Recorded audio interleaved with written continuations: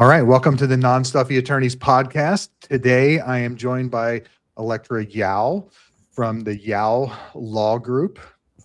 Welcome. Hi, thank you so much for having me. This is so exciting. I'm excited to dive into topics that are life-changing and interesting for your audience. And hopefully we can have a fruitful discussion about law and marketing and being a parent and other topics.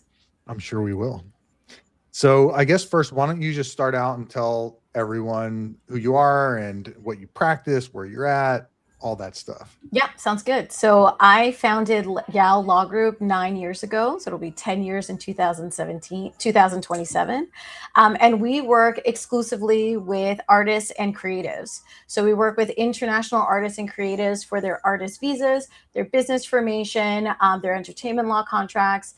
We work with US-based artists for their trademarks, their entertainment law contracts. And I work exclusively with creatives and artists. I think this has a lot to do with my personal interests. I have a film degree. And before becoming an attorney, I worked in film and TV. I shot 2 documentary films that were screened at various festivals. In my office, I have a poster, because I used to live in Austin. My first year of college, I was in Austin, of me on like the cover of a newspaper discussing my first film.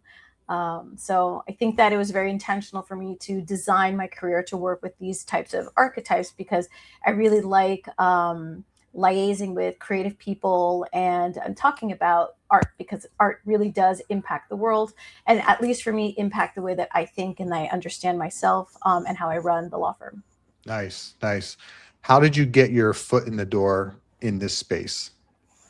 So I used to work in a completely different area of law when I was living abroad. I was doing international business transactions, and I decided I wanted to move back to New York after having lived abroad for many years. And I was like, you know what? I want to do something that is worth my while, something that I'm really going to be challenged with, something where I'm going to like interacting with the clients on a daily basis. And when I moved back to New York, I thought that it would be easy peasy after, 2 law degrees from the US and from abroad. And I found an attorney, a small law firm, who was like, you know what, I'll take a chance with you. Because most of my experience was, like all of my experience was abroad, working in international firms. And that didn't necessarily translate to the legal market. So I actually made a list of the different firms that represented these types of clients. And I would cold email them. And I would explain to them like, hey, this is, I'm Elektra. I speak 3 languages. I've worked in 3 different countries. This is what I can offer. And Liz took a chance on me. My first boss in New York, she took a chance on me. And from there, the rest is history. Yeah. How long were you with her? With Liz, maybe a year before I got married. So I got married, and then I moved on to bigger firms. And then when I was pregnant with my first daughter, my husband was like, why don't you just start your own firm? And I was like, well, I don't know about that. And he's like, what's the worst that can happen? Like, literally, you could just go get another job if it doesn't work out. And, he was right. And I think that when I look back on that time, I think about how conditioned I was as an associate attorney to just be a busy bee and to be like a great worker, and how I was not encouraged by the partners that I worked for to be entrepreneurial, because I was one of those associates. I literally lived in my office, right? I had a great corner office. I had multiple suites in my office. We would all stay late until like 11. And then I'd be back in the office at like 7:38. So I was just very focused on producing high quality legal work. Whereas my husband has been an entrepreneur his whole career. So for him, it was just like, hey, you've got a skill, sell it. Because he's an engineer, so he has always worked for himself. And for him, it was a no-brainer. Whereas for me, I was very hesitant because I didn't have any business skills. I didn't have an entrepreneurial mindset. The only thing that I did have was confidence. I knew that I was a good attorney, and I knew that I was smart and that I could figure something out. And obviously, my husband, the most important person of my life, was supporting me in this endeavor. So that's how I got started running my firm when I was pregnant with my first daughter, Maxine. Yeah, that's kind of how we got started with our firm. We moved from California to Florida in 2019, and my wife was in-house counsel out there for many years. And we moved here, and the plan was for her to do that, to be in-house counsel. You know, she didn't want to take the Florida bar. She was like, screw that, right? Like, too much work. But the pay was dramatically different Right. in Florida. And because it's a very saturated legal market. Yeah, very much. A friend was just like, hey, why don't you just start your own practice? And it's funny because neither her or I had even considered that. It was just like not even on our radar at all. Right. And we were just kind of like, what the hell? Like, all right. It was kind of the same situation like you. Like, all right, what's the worst that happens? You fail. Yeah. Big deal. Right. And I think it's one of the best lessons I've learned as a professional, to not have that fear of failing. Like you said, like now I see failure. I don't even use the word failure. I call it experimentation, right? Like I'm just experimenting with different things. If it works out, great. If it doesn't work out, at least I know it doesn't work. And I'm a big proponent of switching things up and really challenging my beliefs and challenging how I run things. And those are business skills that I developed over the course of running the law firm, because I knew I wanted to do something and I wanted to do it well. Because my mom, when I was a little girl, always told me, like, if your name is attached to something, it better be perfect. Like, you don't want people to say A about you. And that was, and that could be like, because of, my parents are immigrants, they're from like different countries and things like that. But I knew I wanted to do it well. And I knew that I quickly learned I couldn't rely exclusively on the legal community, because they look at things in a way that is much more restrictive than, for example, a businesswoman would look at things. And I know that we are governed by the rules of professional responsibility. And that's something that, I would say, I hope most lawyers take very seriously. We do in our firm.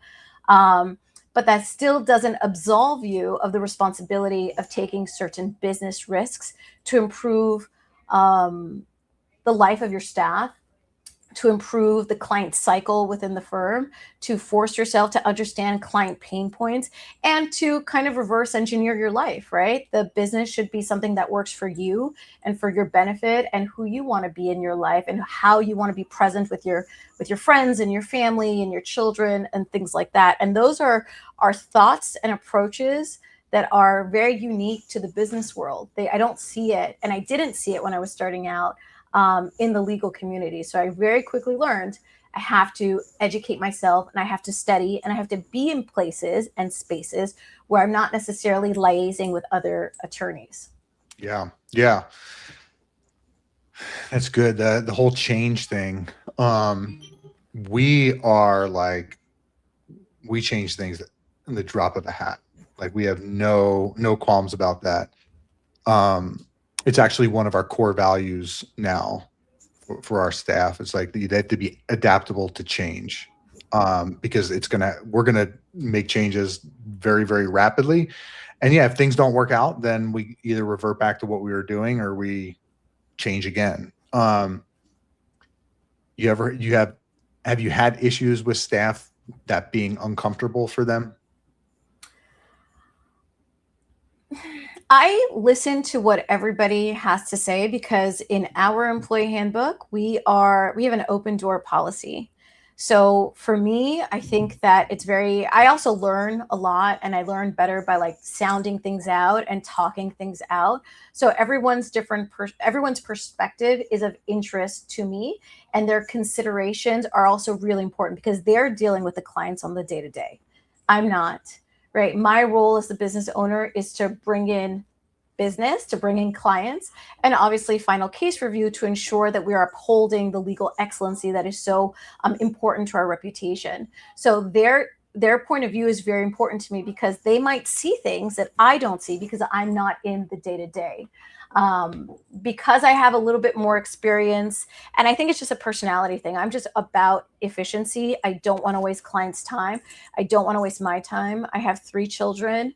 I'm very interested in things outside of the practice of law. So I'm very lucky that I have been fortunate enough for them to hear me, and for me to hear them.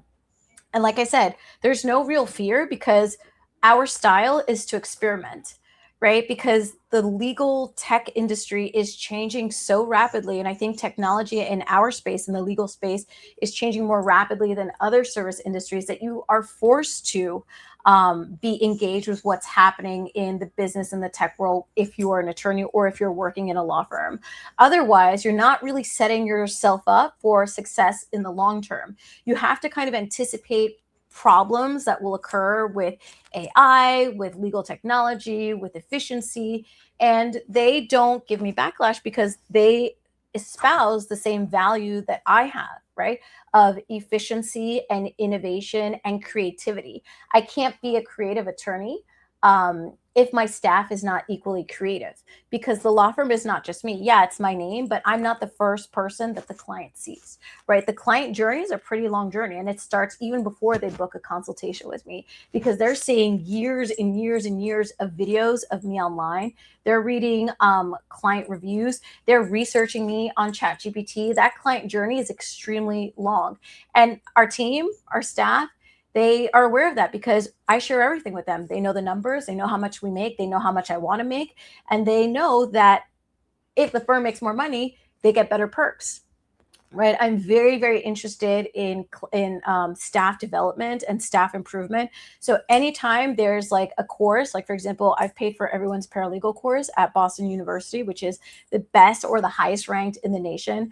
I'm paying for my operations manager's university fees. I believe in everybody growing. And I always tell them, I'm not doing this for the firm. I'm doing this for you, for your general culture, because everything that you learn, of course, is going to positively impact the law firm. But in the long run, you're going to be a better worker, a better person, and a more enriched individual when you come to work every day. That's awesome. Love that viewpoint. We have the same viewpoint. We actually we had a classroom essentially in our office where we had someone, yeah, supervising courses that we have, a lot of courses on like business administration and yeah, so we're all kind of on the same page. But yeah, that growth and that growth mindset is super vital to the business growth. Um, And you don't know what you don't know. That's the thing. Like, if I make them very specialized in one thing, the business is going to suffer. I think part of why I'm a good attorney and I'm a good business owner is because I have such a varied life experience, right? And I bring that to the table every time I'm talking with a client, every time I'm supporting the team, every time I'm developing or perfectioning our SOPs. It's really because of the life experience that I had. And I want them to have those life experience, even if I have to engineer it, right? Even if I have to pay for the course and encourage them to do it, I want them to have those diverse life experiences because they're going to bring that to the firm and they're going to enrich the law firm, because I'm not specialized in any artistic discipline. I represent TikTokers to luthiers to fashion designers. I mean, all different artistic people. So if you are a one-dimensional individual, you will never survive in our firm, because you have to have that mental and creative flexibility to be like, okay, I'm talking to this TikToker, I know her style, and I'm talking to this luthier, I know how he reacts to things, right? And I need to have, or I need them to have the language to be able to communicate with those different archetypes. what's a luthier? Someone who restores violins, or Violins. essentially all string instruments, but most of our luthiers restore violins. Oh my God, that's the first time I ever heard that word. It's actually, I think, a really cool profession, because when you think about it, like if you have a car, you know that you have to go to a mechanic, right? Like, you know that Yep. like if something's wrong with your car, you're going to a mechanic. But if you are, first chair at the New York Philharmonic, which is one of the top orchestras in New York, and your string breaks, I mean, who's going to fix it? Like, I know probably most people would think that you, the musician, would fix your own instrument, but no. No. You go to a luthier and they go through extensive training. Most luthiers or luthier training is based in France. So then they come here and they work with all of these, amazing, amazing musicians. I'm in New York City, so art is everywhere. But yeah, those are cool clients. I like them. My favorite clients are tattoo artists. I love tattoo artists. I don't have any tattoos, but I really love their approach to work. In what respect? I just like how personalized they are with each client, because you're not dealing with a canvas, you're literally dealing with a person's skin. So you've got to understand the heat under the skin, the tone of the skin, the undertones of the skin, the pain level of the client. There's like so many considerations that go into, understanding a person's physicality. That's like the first part of the analysis. Then the second part of the analysis is like the creativity and the artistry, right? Like, I have clients who are specialized in like Japanese tattoo work, right? Which is very, very specific type of tattoo work. I have clients who do realism. I have clients who only work with celebrities, right? I mean, there's a lot of different artistic considerations that go after, however, this physical consideration that before working with tattoo artists, I had never even, it never crossed my mind because I don't have tattoos. Yeah. But those are my favorite clients. I got my first tattoo. It must have been 2 years ago, maybe 2 years in August. Oh, wow. What made you get a tattoo? I got this sleeve now, right? Okay, so you've added Yeah, like okay. I had for years been like saying, okay, I want to get a sleeve, kind of some like memorable stuff on my arm. And I just kept putting it off and putting it off. And my grandfather, who is like a second father to me, he was always like, he hated tattoos, hated them. Absolutely. Everyone else in my family, almost everyone has tattoos. He hated them. And he basically went blind. And so I was like, you know what? Maybe now's the time to get a tattoo. But yeah, the first one I got is on my rib cage. It's just Roman numerals of my daughter's birthday. Okay. My wife and I both got the same one. In the same place? Like she has the same placement? Yeah. Oh, that's super cool. Yeah. Yeah. It's pretty small, but and then I had this guy start, I kind of spitballed with him for a couple months on the design of the sleeve. And yeah. Are you happy with it? Like, do you I think love you're it. gonna, Yeah. do you think you're gonna add more tattoos? Probably, I just need to do more of like underneath here. And then maybe here, but the rest is already, yeah, it's pretty good.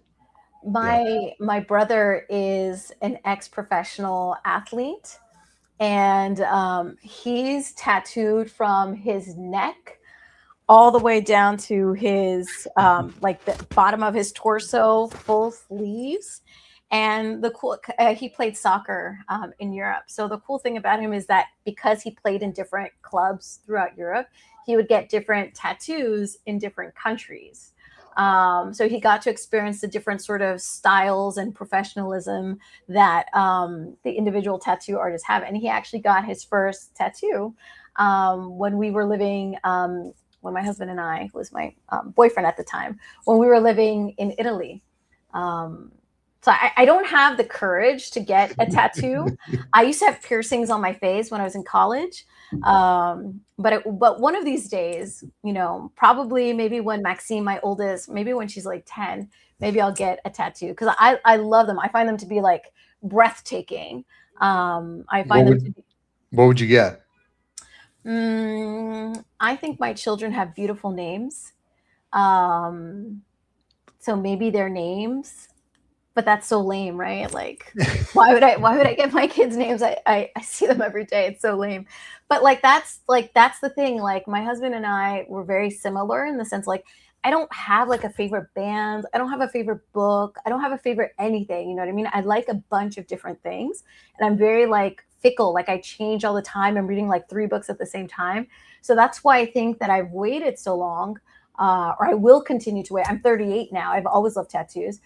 I will wait until something really strikes me, because I don't have a favorite anything. Like, like, do you have a favorite band or a favorite book? Or, I mean, yes and no.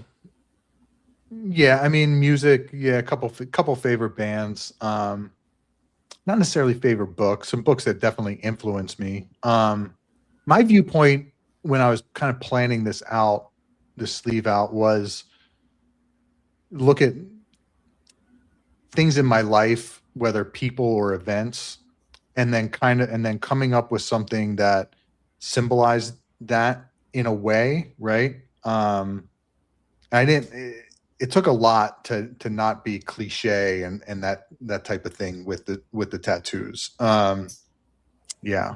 What do the pine trees represent? So that is, we lived in Santa Cruz. Okay. Those are redwood trees. Okay. So we lived in Santa Cruz, Monterey Bay area of California.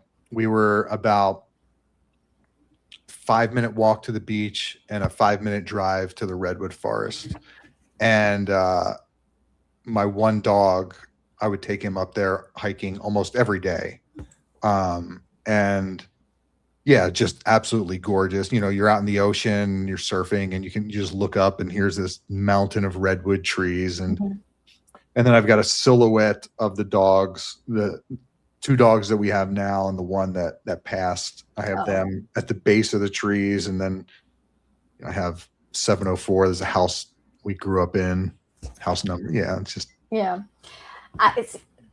I wouldn't know what to put on my, if I'm thinking about like things that have influenced me a lot beyond people, it would probably be being from New York, and having lived in Napoli, like on and off for like 20 years. So I'm half Ivorian. My dad is from Côte d'Ivoire and my mom is from Napoli, which is in Italy. And my husband is from Napoli. So part of why I lived abroad for so long for the first half of my career was because my husband was based there. So, and then like, I've been back and forth, you know, so much. Like I spent like 8 weeks there and 3 weeks here.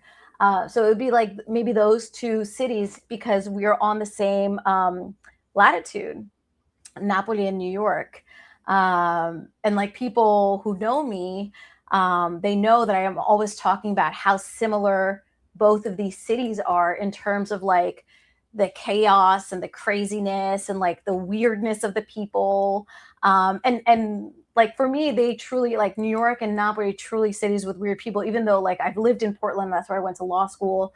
I lived in Austin and, you know, I know that people are strange over there, but probably those 2 cities have really made an impact on my life. Like, you know, I've lived in many countries and I still come back, you know. Maybe you have like a bridge between the 2 of them, or well, I mean, it's, you know, like I'm Italian, so you know, people will, you know, you always go back to your roots.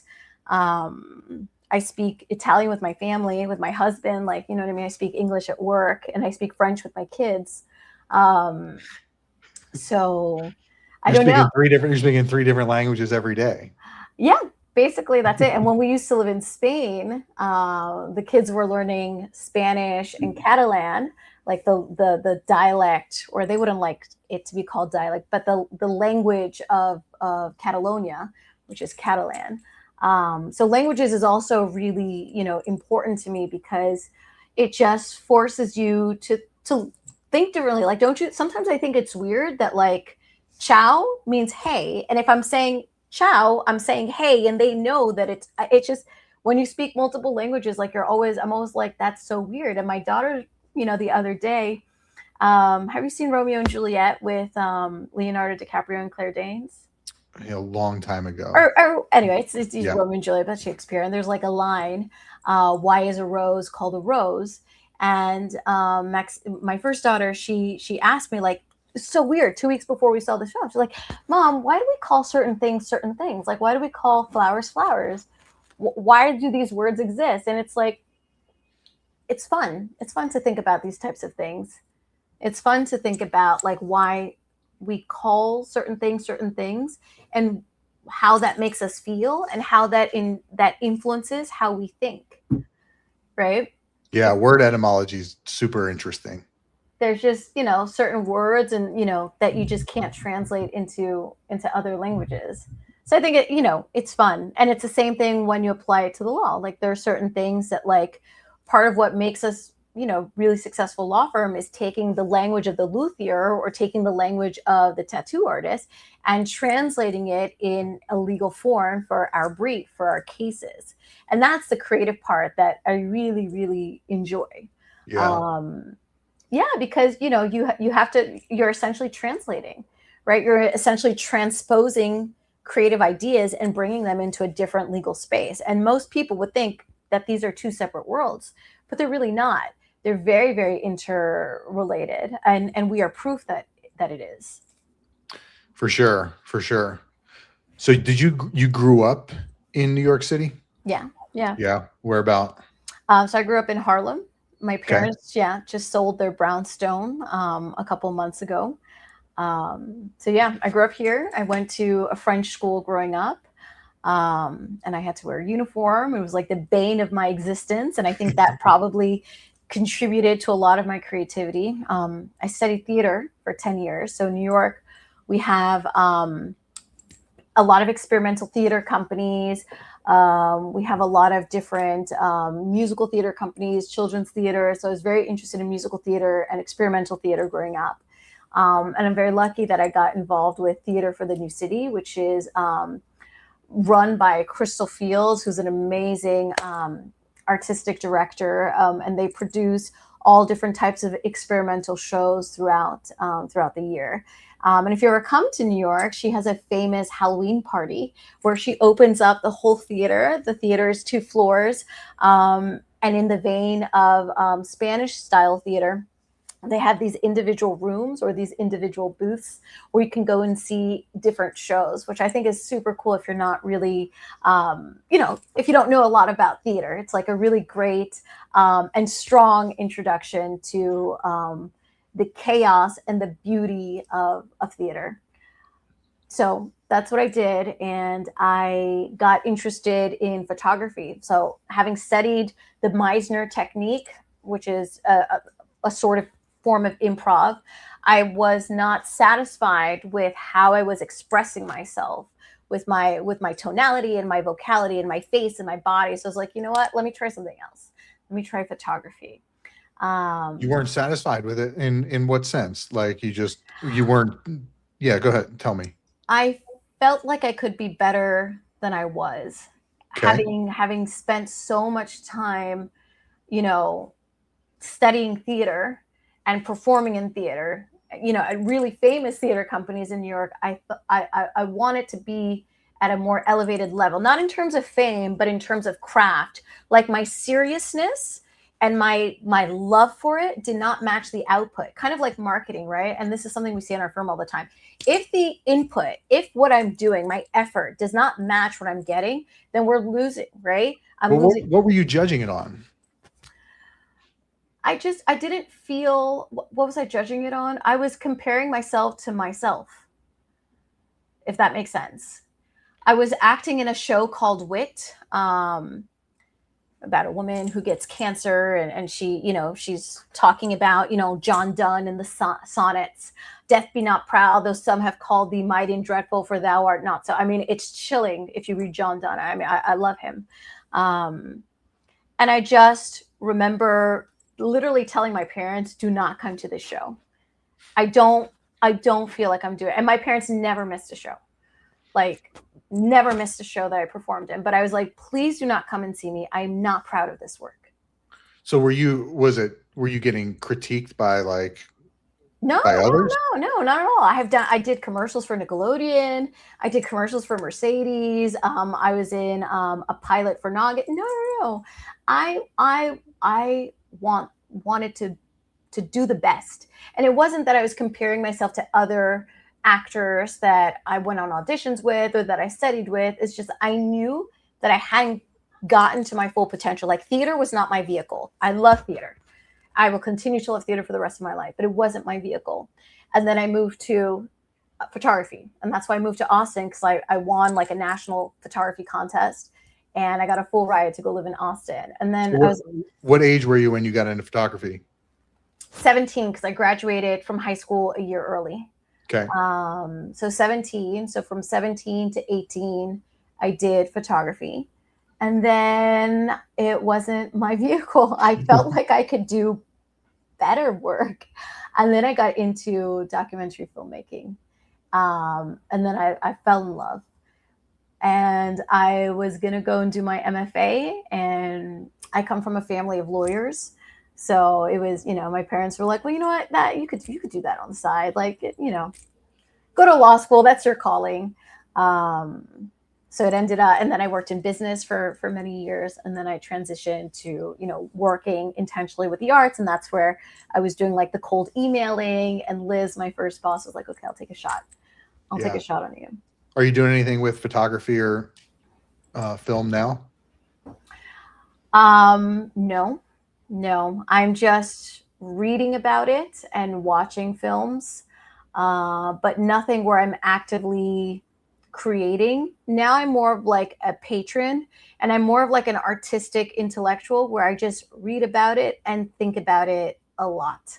I don't think that I'm a creator, at least in the sense of the level that I would like to be at, Yeah. right? Because I love it so much, it physically pains me to not be exceptional or extraordinary as an actor. I don't know how to explain it to you. I get it. I got really into photography for years, and I was just never fucking exceptional at it. I was just I just never was. And I think a lot of it probably came down to the editing, the post-production stuff for me. But I would look at other pieces and just be like, that ain't me.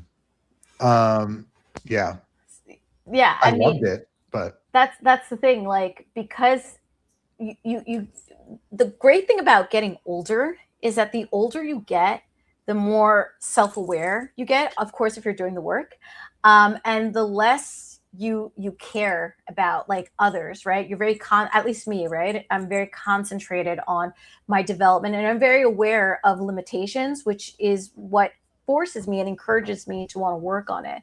So I'm very honest with myself with regards to my capabilities. Like, probably if I were dedicating like 15 hours a day to it, probably I would become exceptional, but that's just not my life.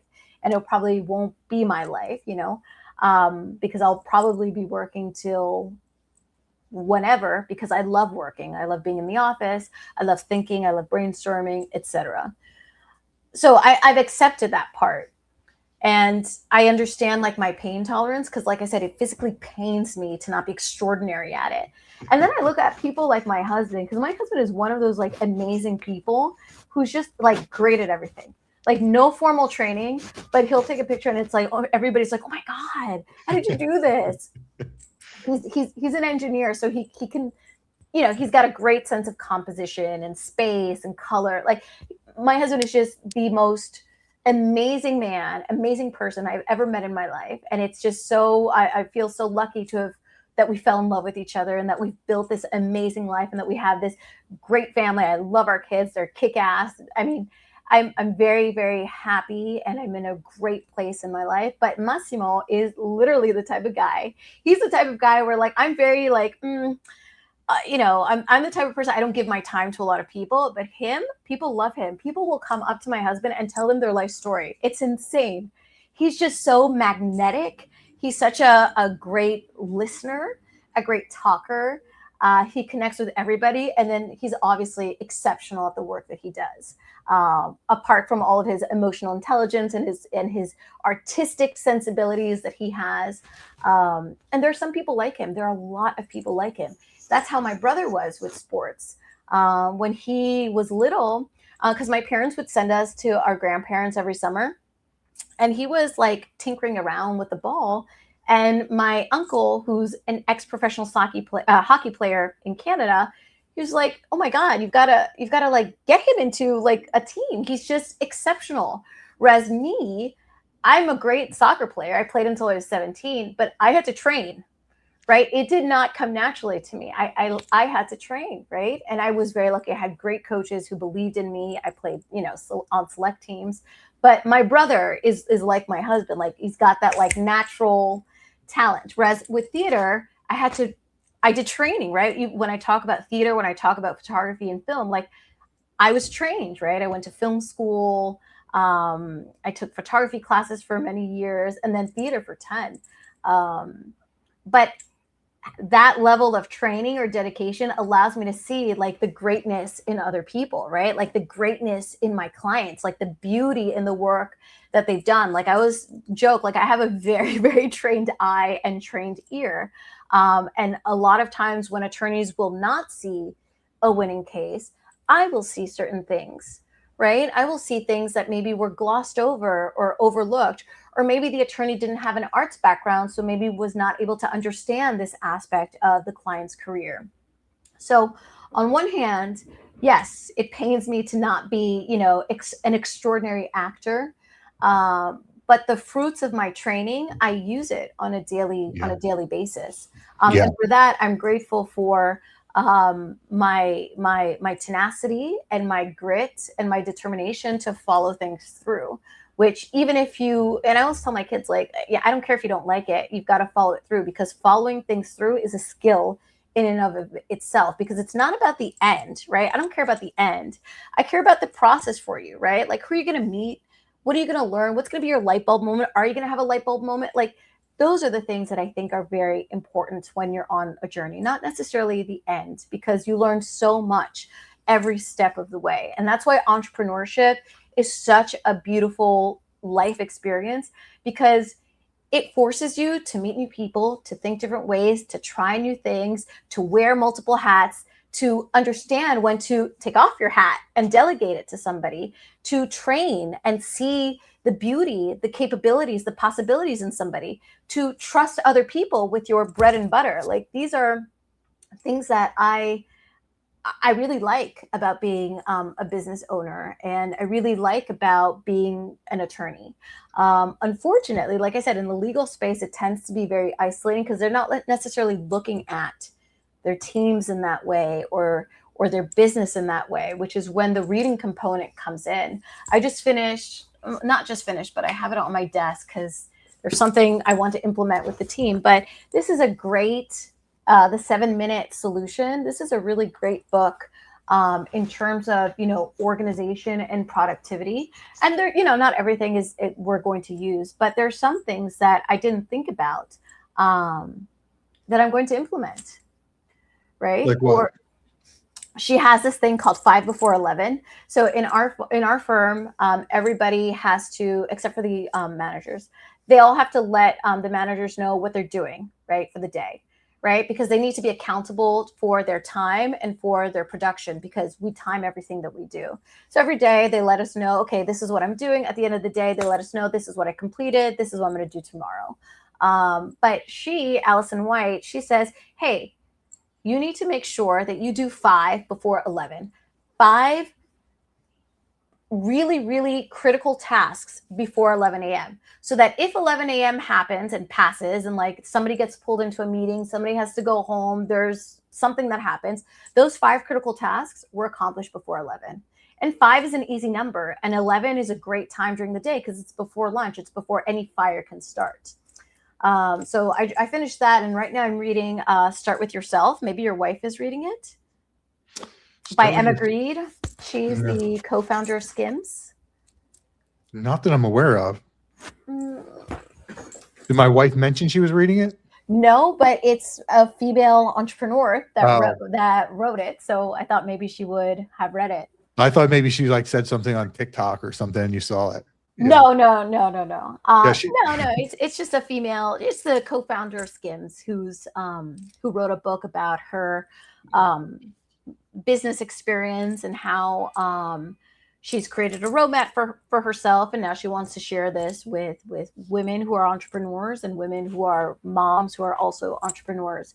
And she has this great chapter about fear, and about how when you are feeling the fear, that's probably the time where you should walk through the door and try out that thing that scares you. And I thought that was such a great piece of advice, because a lot of the times we're taught to calm our fears down, right? Like we're taught to rationalize our fears and be like, oh my God, I'm not going to do this, as opposed to kind of leaning in and being intellectual about it and being like, yeah, I am afraid of this, but let's do it, right? Like let's not have this fear take over our emotions and take over our space, and let's walk through the door and do it. And it's such a great analogy, and I think that it's a great lesson for people to learn and to apply on the day to day, because fear is something that we're always going to have, right? Fear of the little things that can happen to us, but also fear of like like the geopolitical situation, things that we can't control. All of these things are going to exist, but in our day to day world, we can walk through the door, right? Yeah. Yeah. I couldn't agree with that more. I mean, if we had succumbed to our fears, all of our fears, we'd be, I don't know where we'd be. We wouldn't be where we are today. I'll tell you that. I don't think you'd have entrepreneurs, because the fear of No. not having money is a legitimate fear, especially if you've got, kids and expenses. It's a legitimate fear. One of my friends, she opened up her firm, and she's hustling, trying to get clients, and that's one of the things that she said. She's like, Elektra, I'm really scared. I have a mortgage to pay. I'm on my own. I don't have any clients. And she that her fear was legitimate and valid. Like, I'm not saying that people being afraid is invalid. It's very valid to fear those things. But what I told her is, you got to hustle. I mean, talking to me is not going to get you clients. You need to be out and about, right? If I have 3 kids and I'm out and about, you can do it, and you can do more of it, right? Because the more you do, the more you'll get. Yeah, Um, we have that philosophy within our, I mean, we've had that for every business we've been a part of mostly, but it's like the outflow equals inflow, right? The more outflow of communication that you do, the more inflow of communication you're going to receive, right? So like outflow of communication is anything, phone calls, texts, emails, ads, billboards, networking, right? Social media posts. It's all outbound forms of communication. And the more that you do of that, the more that comes in. Like for our intake and our salespeople, right? It's like they have outflow requirements. They have to meet every single week. like, you mean like KPIs that they have? Okay. Yeah, yeah. Like each one of them has to gets 220 outbound calls a week. That equals to how many calls a day? 45. Is that right? About And 45 calls a day they have to make. They have to send like 150 texts. They have to resend. I think it's like 45 estimates a week. so how did you guys design that? Like, did you do this? Like, did you architect this, like brainstorming, or is it something that you guys did through trial and error, or did you take a course? How did you come up with this system? Yeah, great question. So when we first opened the law firm, or before we actually opened it, so we moved here July 2019. In January of 2020, I Right took a before COVID, right? right before COVID, I took a job as a sales rep at Postcard Mania, which is a direct mail company. They do online marketing as well, but mostly direct mail. Um, Totally did not intend to take a job there, but the CEO of the company fully sold me on why I should. So I had never done phone sales before, ever. Wasn't particularly interested in it, but she's a good salesperson. She sold me.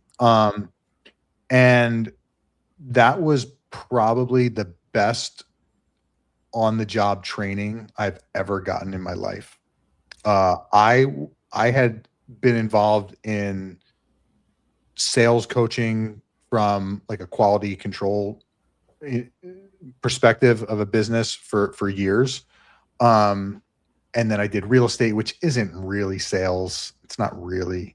I mean, aspects of it are, but this was like the ultimate schooling. And I worked there for a year, and I learned what sales really is there. from outflow requirements, right? From like what moves the needle. My estimation of effort from a sales perspective was I way underestimated it. Way underestimated. Like, okay, and I saw it from marketing campaigns that I sold to business owners, right? Like direct mail campaigns. And I had been in real estate out in California. I had a business partner, and her and I, are you familiar with the term farming in real estate? No. Farm. It's basically picking an area and mailing to it, right? Okay. Right. You call it farming. So we did some farming. It was about 250 houses that we isolated that we were going to mail to, and we did it for several months. I think it was like 3 months. And at the time, 250 houses was like, that's a lot, right? Okay, we're mailed to 250 houses. And one of the biggest clients at Postcard Mania, the dentists are number one, and then realtors are number two. And what I'd see over and over is that realtors would want to mail to about 500 houses a month.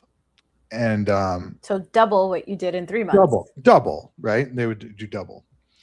And after, we would usually we would minimal try and get them to do at least 3 mailings, right? At least 3. And I don't know, maybe 30% of them would continue, maybe. And then I had a couple clients who were mailing over 10,000 pieces a month, right? And these agents were getting like 7 to 10 new listings a month. Okay. 7 to 10 new listings a month. That's a lot, right? As a realtor. So I noticed that the estimate here, I thought 250 was a lot, but the people who were actually successful were mailing at much larger quantities. And when I worked as like quality control for sales, if a sales rep made like 10 calls in a day, it was like a lot, right? And here I come to Postcard Mania, and they're like, no, you need to make 250 calls a week. And it was just like that moved the dial. That like made a big difference, because you're calling people and they don't answer, right? It's like, how many dials does it take for someone to actually answer? How many voicemails for somebody to actually call you back? This type of stuff. So I really saw what worked there and what didn't. And so when I started working with my wife full time, I brought that. And so she would do consultations, and I was just consistently following up, calling them the day after, 2 days after, 5 days after, 10 days after, 25, and then just forever. So we have, for our law firm, we have a call cadence set up like that. And we will routinely, right? We follow up with somebody very, very intensively that first month after they have a consultation. And then after the first month, we're calling them monthly forever until they tell us they've hired somebody else or to stop calling them, right? We're going to consistently just keep calling them. And we routinely get people who had a consultation over a year ago sign up. And I see that not happen in law firms quite a bit. It's like most attorneys honestly do a consultation, and then if the prospect doesn't sign up then and there, they just wait for the prospect to get back to them. And it's just like, okay.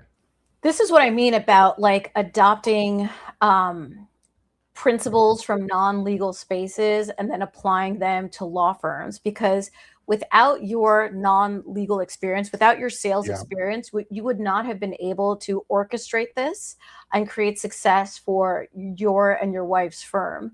And a lot of the times people are not, attorneys are not studying these things. Like a consultation is sales, right? It's a complex sale because you've got to, obviously talk about the law. I'm not sure how she structures her consultations, talk about the law, but also talk to the client's pain points and also sell the service, right?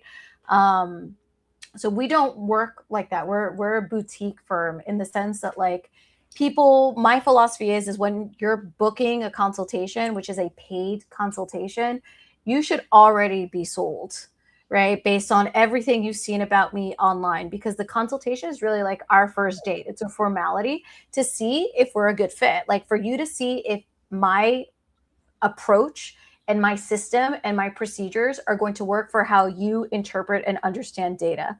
So we track, actually, we don't do follow-ups, but we track how long it takes for a client to consult with us and then become a retained client. How long is that? A month. Yeah, we average 21 days. Okay. Yeah, we average 21 days. But quite honestly, most of them are signing up in the first few days, but then we get the outliers who are a year and a half later. Mm-hmm. And does she do a second consultation with them if they call back after a year? So we have non-attorney salespeople. Mm-hmm. Yeah. So most of our consults are done with non-attorney salespeople, and they will follow up if they need a consultation. If they want a consultation with an attorney, then it's paid. Ashley or the attorneys who do consultations, they're not doing follow-ups themselves. Someone else on the sales team will do their follow-up calls. Mm-hmm. But will they do follow-up consultations? Honestly, I will, because too many new facts can change the scenario, right? Because things in the art world, because your wife does trust and estates, right? Yeah, we do estate planning, probate, elder law. So not a ton changes. Some stuff maybe, but they could technically acquire more assets in that 1 year period. But maybe does not change the analysis or the strategy that you would have to adopt. For me, it does. For me, so much stuff can happen even in a month's time with a client's career that I have to consult again, because here the rules in New York State are very favorable to the client, and the rules of professional responsibility are skewed towards the client. So for example, in Florida, I have no idea what the rules are, but here in New York, if you will use AI, which we do not, you have to disclose it to the client, and client needs to sign off on it. I know other jurisdictions don't have such a requirement for the letter of engagement, but here we do. So we don't use AI, for example. We use a bunch of other legal tech, but not AI. But things can change. Things can change in the art market. Things can change with what's happening with the client or the different artistic achievements that they're doing, or maybe they stop working, right? Like I had a consultation yesterday with a DJ and potential, but he's going to do a tour with a UK label this summer, which is going to completely change the facts of his case. I can't, if he's going to come back as a client, right? He's going to have another consultation. So my cases are very, very fact sensitive. So we have to do another consultation. Okay. There are also very few people who do what we do. So I think that if the client is shopping, which it's New York, very saturated legal market, just like Florida, if they're shopping or if they're electing to try to architect this on their own, very often they will come back, right? And we have found, like, tracking the last 3 years and tracking quarters and tracking months, that it's a 1 month mark for them to come back. Okay. What stops you from continuing to follow up? It's very hard to find customer service oriented individuals. Most people want to do the legal work. They want to learn how to think like a lawyer. They want to learn how to think like me. They want to be exposed to cases. At this stage, my legal team is completely consolidated. They've been with me for a very long time. So I'm not looking for an additional team member or a paralegal or a legal assistant, because that whole part of the law firm is consolidated. It's the business and marketing part that either everyone thinks that they can do, and then, or they think they can do it and they have no idea, right? I know a lot about marketing because I had to learn about marketing, right? We know about funnels, we know about landing pages, we know about client journeys, I know about live videos, and I had to study and learn all of that and experiment. So if I'm interviewing somebody and the operations manager is interviewing somebody and they say that they have this experience and I ask a question and they don't have this experience, it's very obvious. Or we gatekeep in the sense that, like, if you are called in for an interview, then there are rules like bring me a physical copy of your CV. If you don't bring me a physical copy of your CV, that shows to me you didn't read the email. So that shows to me there's no attention to detail. So that shows to me that you're not a good fit, because Yeah. at this point with the law firm, I'm not interested in training people to be attentive to detail. I'm not interested in training people to, I don't know, be good note takers. Like for me, if you're talking to me as the owner of the firm and you don't have a notebook with you, I mean, that's a bad sign, because you can't remember everything, just like I can't remember everything. And I've been doing this for 15 years. Yeah. Right? 15 years at various stages, right? As an associate, I was managing attorney at my last firm before I opened up my firm. So there's certain things that are indicators to me of whether or not a person would be a good fit for our culture and their dedication to legal excellence, because this is very important to me. The reputation of the firm is very, very important to me, because I'm out and about, people know me, people know about what I do, and that has to be maintained with every person. Right? I always joke that the assistants have the most difficult role because they do everything. They have to know everything. Whereas, like, when you're more specialized and more focused on certain aspects of the case or certain aspects of the firm, that's all you're worried about, right? But at one point, I was doing everything because I had just started on my own. So that intimate knowledge and that respect that I have for each single process that I had to architect and write down and create an SOP and create a training video, I want everybody to have that same respect and that same deference, because if you have that, then you can grow. I would say if you're a superstar, I'll be able to see it in a month. And I'm not going to want you to do assistant work. I want you to do high level work. But I think that I'm very old fashioned because this is how I have always worked, right? We started this call and I was telling you, like, at one of my firms, like, we were there, me and the other associates, we were there like 7:38 until 11. I had Yeah. suits in my office. I worked on my honeymoon. I always joke, I was writing a brief on my honeymoon. And I'm not saying that this is the way to be. I'm just saying this to demonstrate my dedication to being really good at what I did and what I do. I was one of those associates where my job in my head was I need to make the partner's life easier. And if I make the partner's life easier, they're going to give me all the work. And if they give me all the work, what's that going to mean for me? That means I'm going to learn. Yeah. Yeah. You can always tell within a month whether someone is dedicated to excellence, right? In whatever role they're in. I can tell during the first 5 minutes. I can tell by Mhm. the way you're dressing for the interview. I can tell by your handshake. I can tell by the quality of your questions. I can tell if you've researched me or researched the firm. I can tell. I don't need a month. And we have a very strict onboarding process as well. Because part of being a good lawyer is being attentive to detail. And if you're not attentive to details, which for me in our cases and our clients is so critical, then I'm not a starter firm for you. Like, how people have their starter houses, like, I'm not a starter firm for you. There Yeah. are other firms who probably like don't care about that stuff, and that's totally fine. Probably fabulous attorneys with fabulous law firms. But over here, we work hard and we play hard. Um, That's great. Yeah. With our intake staff who does a lot of follow-up, right? We found most of the best ones have been in customer service, right? Waitresses, hostesses, event planners, right? In some sort of customer service role. So they have that experience. And then our intake training is very, very in depth, very, very, we have a very high standard of excellence with their communication, particularly, right?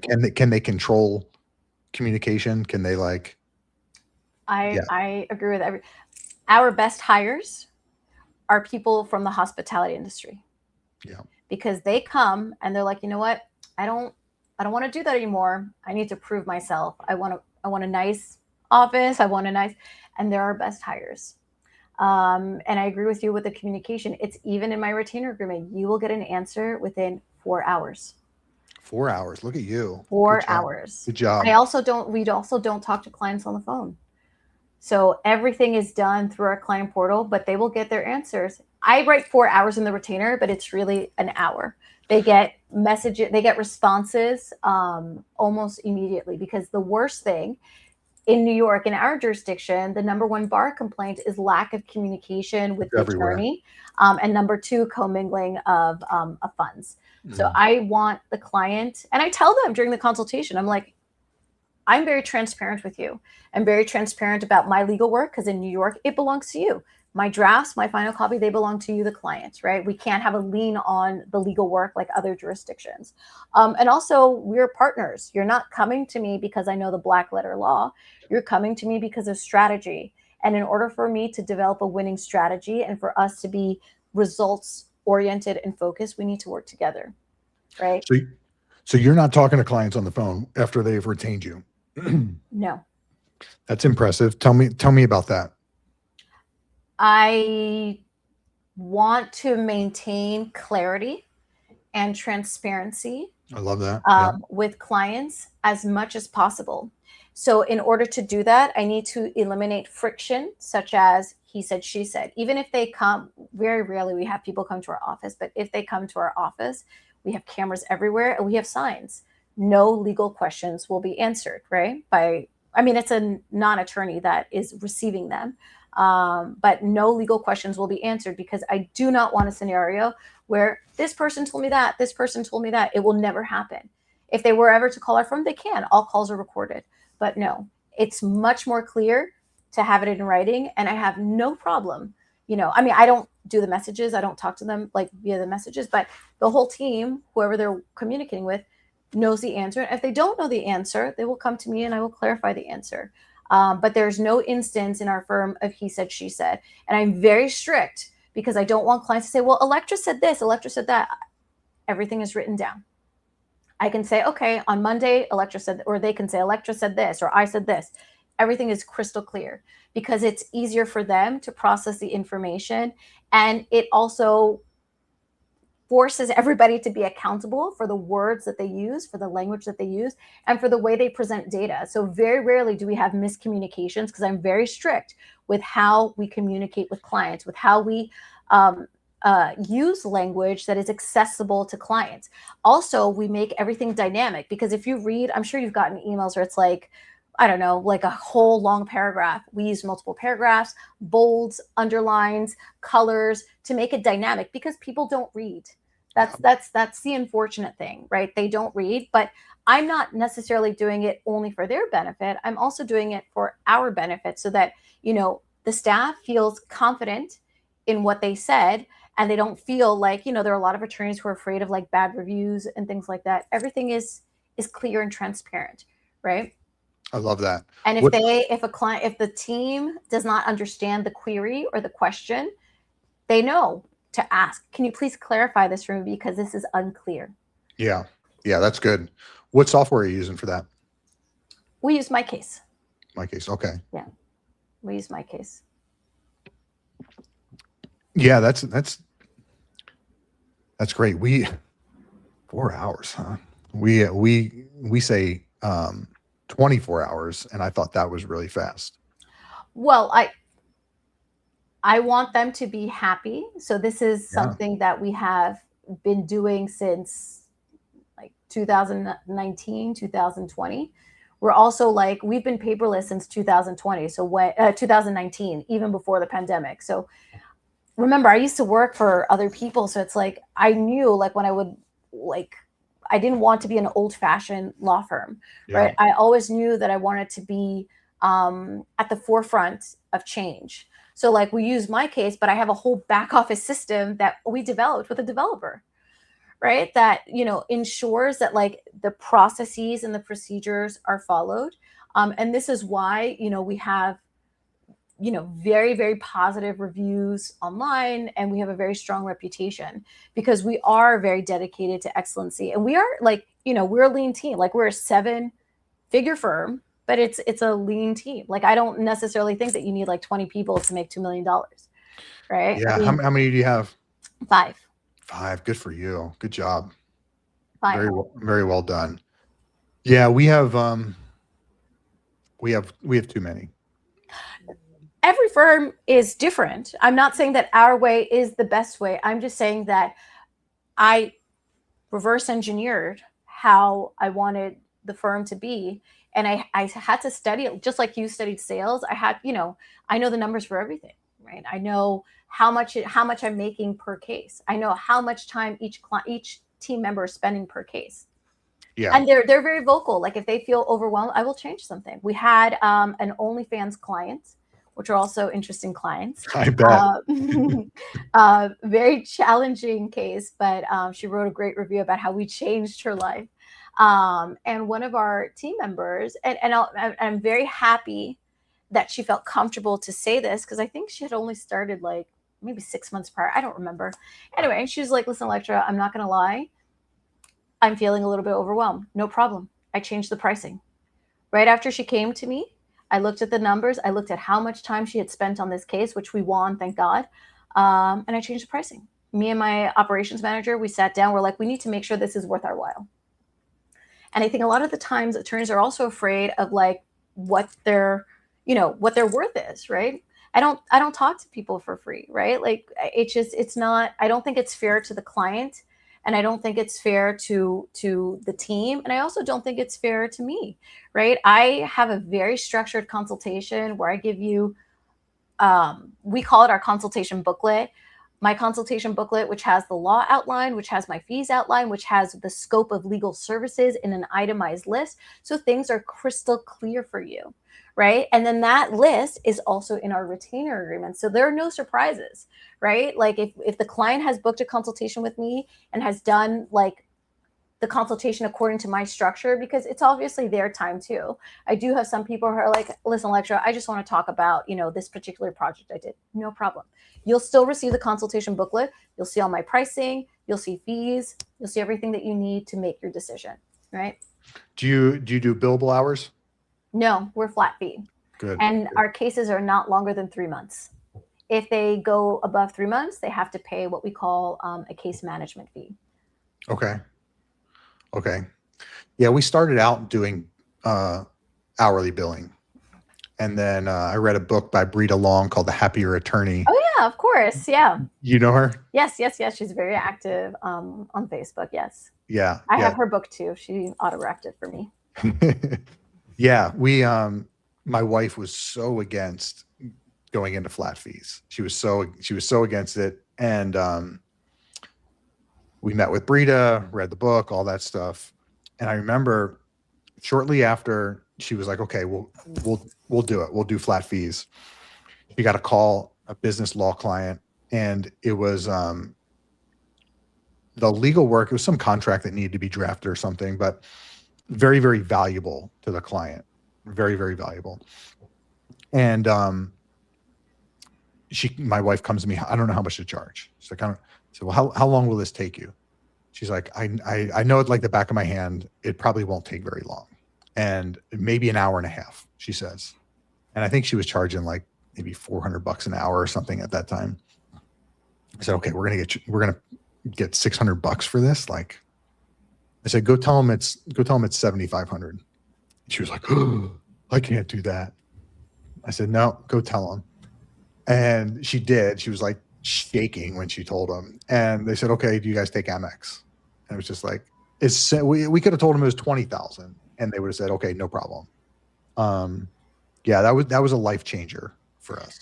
I think flat fee is great because it forces you to look at the details. Yes. It forces you to look at how long you are spending on a specific matter, how long each team member is spending on that specific matter, and what systems are in place for that matter to be executed efficiently.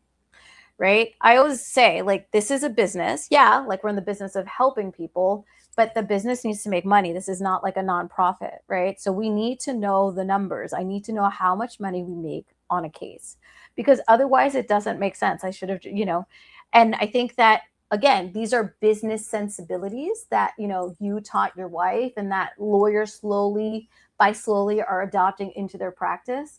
But a lot of people are afraid of flat fees because they think they're getting the short end of the stick. And number two, they think that the client won't commit. But again, I see this as about doing all that work beforehand. I'm not sure where your clients are coming from, but ours are like from referrals, mostly client referrals, ChatGPT, Reddit, Google reviews. So if you do all that work beforehand, the client will, you have your branding down packed, your messaging packed, you're training the client to be a purchaser based on value and based on money. They will accept the fee. And of course, you have to follow your state bar rules. They need to be reasonable fees for the legal matter that you're selling. But they will pay, just like your wife's client, he paid. Yeah, absolutely. Yeah, it was a total game changer for our business. So one question I wanted to ask you that I think a lot of people are interested in, when you first started, how did you get clients? I was very lucky. I resigned at the firm that I was managing, attorney. I wasn't doing legal work there. I was just doing the consultations, bringing the clients in. And when my husband was like, oh, okay, do it, I resigned, informed the firm, informed the clients that I was representing. In New York State, clients choose their attorney. So when I left, 3 clients followed me. So I started off with 3 clients that followed me. And from there, within 6 months, I got a physical office space, and I got an assistant. And my first office was in a historical theater building here in New York. And I was like, you know what? I got to hustle. So I printed out flyers. I'd go on every floor to the rehearsal studios, to the different acting schools. And I'd say, hey, I represent creatives and artists. I'm on the 9th floor. Come see me. And I think that at 6 months, that's when I started charging for consultations. And then I just grew. And then I had a very robust internship program. I had partnerships with the different universities here in New York. And then I had my first 2 employees within the first year. And then COVID happened, and there were strict rules for professional service providers. We could not go into our office and work. And I had 2 kids at the time. So my husband would drive me to my office. I'd get my mail. And that's where I learned about, okay, I need a VoIP. And I was just working from home for I think it was 4 months. And then the kids went back to school. And then I went back to hiring. I think we got our third person after COVID. And that's where I was like, okay, now I need to learn about marketing, because up until then it was only word of mouth. So I learned about marketing. I did live videos 3 times a day for 2 years. It was insane, which is why now for me to do marketing, it takes a lot of, I need to be very motivated. So very often I'll be in these attorney groups, and I'm like, do you guys want to do a marketing challenge with me? And they're like, no, we don't market. But for me, if I have an accountability partner, if I have somebody who's like, okay, I'll do 3 lives a day with you, then that forces me to do it, because I have to be accountable to that person. Marketing now is a little bit, now I have 3 kids. It's just a little bit, I have to be very, very, very motivated. Yeah. With the lives, we've never done lives. Okay. Yeah. Are you paying for that in any sense? I don't understand that space very well. So StreamYard, you can connect to different profiles, but Okay. there are other tools. There's Lolly TV. There's a bunch of tools. So it's just like your social platform, right? That it's getting streamed to. Correct. So you're just whoever's following you, friends or followers, that's who's seeing it. You're not paying to get it out to a broader audience. No. Okay. So I used to stream to TikTok, Instagram, Facebook, personal, Facebook business, Twitch. And I had my social media calendar that I created. So like my first video would usually be about like contracts or something, or a trademark. And then my second video would be about like artist visas. And then my third video would be about like business. So like how can an artist monetize her artistry, or how to, like my big thing is like how can artists use LinkedIn? I think that's our most viewed video. So I did this. And then like with TikTok, we just went crazy. Like we would do 7 videos a day. It was, it was intense. How long are the videos?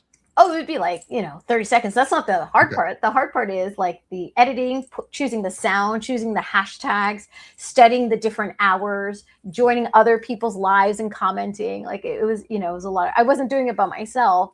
We had like a marketing specialist working with us. Yeah. And then it just kind of, it, So were the lives literally 30 seconds long, or are you talking no, about both? no, Yeah. no. I How would do long are like the lives? 20 minutes, 30 minutes. Okay. But 3 times a day. Remember, I also do all the consultations.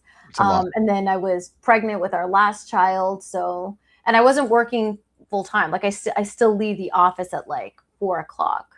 Well, that kind of comes back to what I was saying earlier about the estimation of effort that's required, right? You're doing it 3 times a day. That's a shit ton.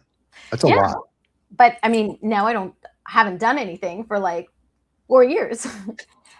So it worked. And I want to get back to that like scarcity, like hustle mentality where I was like, I got to do this. I got to learn. I got to study. Like, I was like following Gary Vee, how Gary Vee is like, just do content on everything. So like we'd go to like Times Square and they'd just like shoot me like walking, or like, I don't know, we'd go to, because our office used to be across the street from Herald Square, which is next to Macy's. And there's like a big famous clock. So we'd just go there and I just like point and all that. I mean, we were really, I would do like a day in the life, or I did things like, top 5 things you need in your office and things like that. So it was fun, and I learned a lot, and it served me like in terms of longevity, because people still find us off my YouTube videos, Yeah. and they're very raw, like in the sense that like not curated at all. Like I would literally just be like, okay, I have a gap at 30 minutes. I'm going to talk about a contract. And I would turn it on and I would talk and talk. And then they'd knock on my door. Okay, Elektra. And then I'd sign off and do work. And then Well, honestly, that's what the general public wants. So when we first started, we were filming videos, and I would come up with a script and put it on the teleprompter and get all the lights and the whole thing, and have my wife read it off the teleprompter, and then I'd edit it, and it'd take me days. Yeah, but remember, I did theater. So like if I have to talk about something and be animated, especially about something that I know a lot about, we weren't doing scripts. We were just doing like a topic. Like that's, maybe your wife like had, because remember, you have to learn how to be a salesperson after you've been an associate for so long. So she had to develop those skills. Now it's probably second nature to her. Yeah, but we don't do it like that anymore. So she literally posts her camera up, her phone up on her desk. She talks about a legal topic for 2 to 5 minutes and then posts it. Just a ring light, just like she's giving, she's basically pretends like she's talking to a client or a prospect, right? But those videos are better, have produced better than the ones that were scripted, heavily like edited, like me taking several days to like go through and all that stuff. But that's what the general public wants. So I took my marketing experience from the past when we started the law firm, and I read over 1,000 5-star Google reviews of attorneys and 1,000 1-star. And I did a survey on it, and there was 3 things that kept coming up over and over. One was the attorney was knowledgeable, they were competent, they knew what they were doing. The second one was they communicated, they answered the phone, replied quickly, right? 1-star reviews said the opposite, obviously. And then the last thing was the attorney was relatable. They were down to earth. They were just like them. They felt comfortable around them.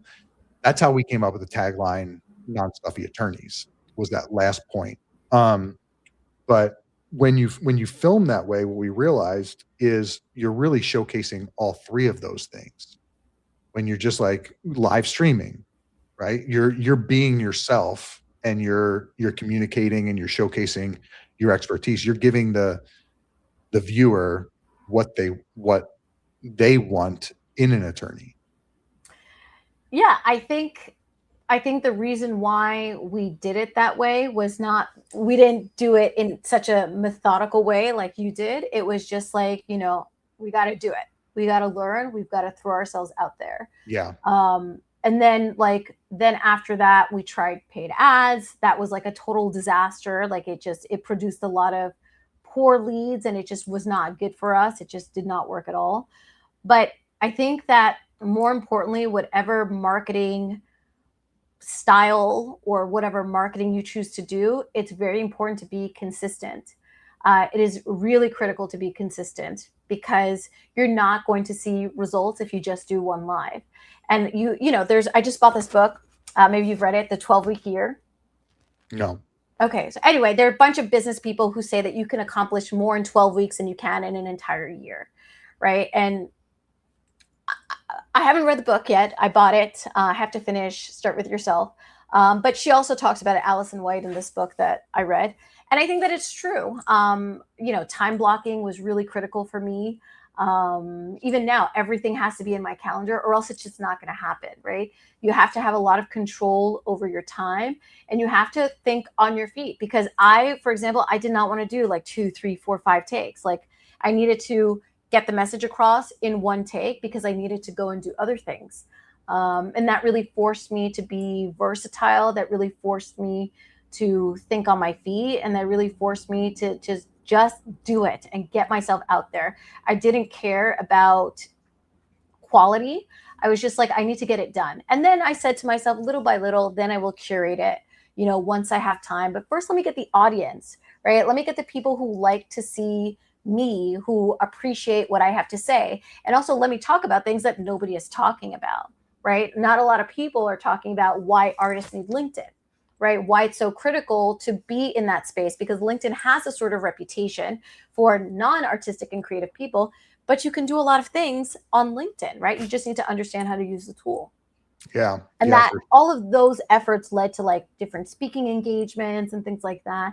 But I'm glad that I put in the effort, and I was such a busy bee at the time, because now I'm reaping the benefits. And now I'm at a point with the law firm where, because it's so structured, right? From when you become a client, when you pay the consultation to when the case is finalized, that I want to go back into that space, and do more work, like apply everything that I've learned and do more work, do better work, create more content, because you can always get more clients.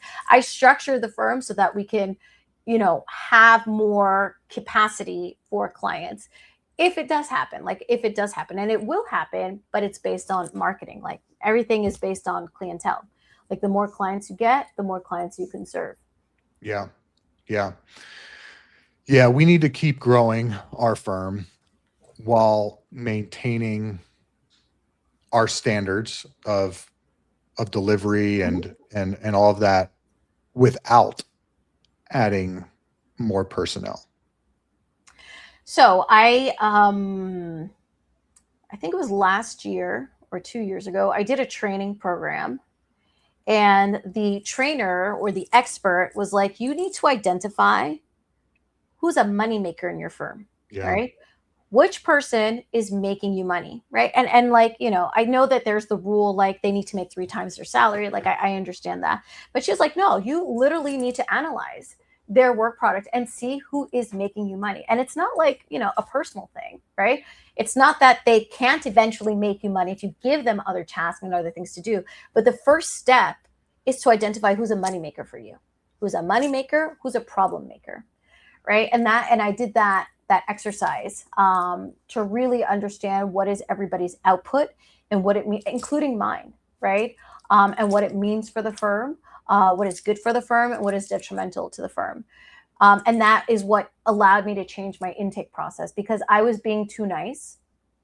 Because I think that sometimes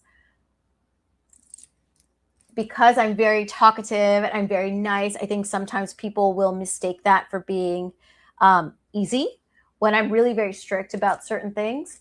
And that analysis helped me tighten the onboarding process and the hiring process, where you have to be very intentional. Like we used to do with new hires, like literally 30-minute daily check-ins. What did you do? How did you feel? What do you think that you can? And we did this for like 3 months with each new hire, right? And that gave us so much data and insight, because without data, you can't do anything. I'm also like, I don't understand firms that don't track data, because if you're not tracking information, you can't take action, right? If you take action blindly, you are losing money, right? You need to analyze, gather the data, and then develop an action plan based on that. And then if your action plan, if your experimentation doesn't work, then you experiment again, right? So that really helped us understanding who is a moneymaker. If they're not a moneymaker, in where can I put them, right? Because we have 3 pillars in our firm. We say we have the legal stuff, the admin stuff, and the business and marketing stuff. And some people, they're great in the legal space. They love that. They want to be there. They're happy to be there. Other people start in admin and then they go on to business. And then of course I'm aware of all 3, but I'm really in the business side, the marketing side of the firm. Yeah. Yeah. So, You're the rainmaker. yeah. And I think that the most important thing for any law firm owner is to reverse engineer it. Like try to figure out and be introspective with what you want out of your life, with what you want out of your law firm. And sometimes those are hard questions to answer, especially if you're at the beginning, because you're just like, I want to make money. I need to make money. But I would really, and I used to mentor young attorneys, really think about this, because this is not like a film. This is your life. You want to be intentional. You want to experiment. You want to make, educated guesses. But most importantly, you want this to work for you. You don't want to buy a shoe that's one size too small. Like, what's the point of that? It's uncomfortable. You're going to end up hating the shoe and you're never going to wear it. And it's never going to work for your benefit. So. That's a very good point. Yeah, I couldn't agree more. Reverse engineering, looking at, because look, I tell people this all the time. You are fully in control of your life and you're fully responsible for the condition of your existence. And you decide how it's going to be. If it's going to be extremely difficult and not fun and whatever, right? You've allowed that to happen, and you made that happen. And you can do the opposite. You can make it super fruitful, super lucrative. You can have great relationships with your kids, your spouse, right? All of this.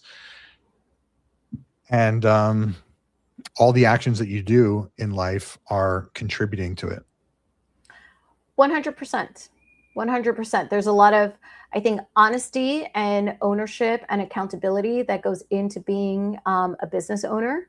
All of those things that I just mentioned come with a mindset shift, because you can only make money for so long before you start to really question what it is you actually want to do. And that mindset shift is assisted by studying, right? Reading the books, connecting with people, putting yourself in uncomfortable spaces. And at least for me, it has been very important and very critical for me to think about what I want, and to be honest with myself about what I actually want out of myself and how I can be the best person that I want to be in my life. There's so many ways to run a successful firm. You need to be introspective and you need to define success for yourself. Some people don't want to scale. I'm in a group where one of the attorneys, he's like, I want to be a solopreneur. I want to do everything myself. I don't want to hire people. I don't want to deal with HR. I want to be a solopreneur. I'm comfortable with where I'm at. And that's totally fine. You know what I mean? He's honest with himself. He has structured his life in that way, and it totally works for him. There's no one size fits all. But I think in order to figure out the answer for yourself, you really do need to, you need to read, you need to study, you need to experiment, because we also, as human beings, we're in constant evolution. Like we may want, at least me, like sometimes, like what I wanted at the beginning, is different than what I wanted when Inez, my last baby, was born, is different than what I want now that she's going to be in kindergarten in the fall, right? And these check-ins with yourself are really important, just like a check-in that you would do with your archetypal client, right? It's important to constantly evaluate what your client pain points are, right? Because the pain points will change, right, with time, right, based on the market, based on, at least in my field, with what's going on with the arts. So the way you interrogate and you modify your client's pain points, it's the same for you. You've got to interrogate yourself. In this book, she says every quarter, sit down for 7 minutes and write down what you want. Yeah. Yeah. That's great. Good. That's good advice. Well, Elektra, Yeah. it has been great. It was great. It was. Yeah. Yeah. Thank you for taking the time. You have fantastic insight, and I'm not surprised that you are as successful as you've been. Thank you. I appreciate the comment, but I am still a work in progress. It's not over till it's over. Hey, that means that you have made it when you recognize that. Thank you. Yeah. Thank you. All right. Perfect. Well, thanks again, and hopefully talk to you again some other time. I'm sure we'll see each other in other spaces. For sure. All right. Take care, everyone. Take care. Bye-bye.